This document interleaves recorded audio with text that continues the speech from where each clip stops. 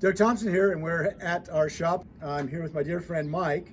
He has a sculpture project. We're going to use 1/4-inch plate.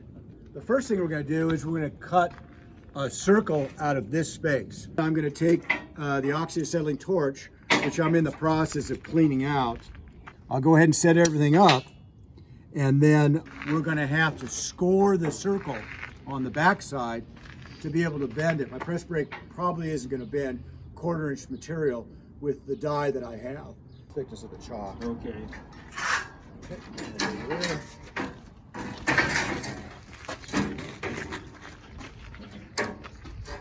We'll offset just a little bit. You got that? Okay, here we go. Okay, so that's the center. That's the center point of this rectangle. Inch. Going to come to 19. We'll do a little check.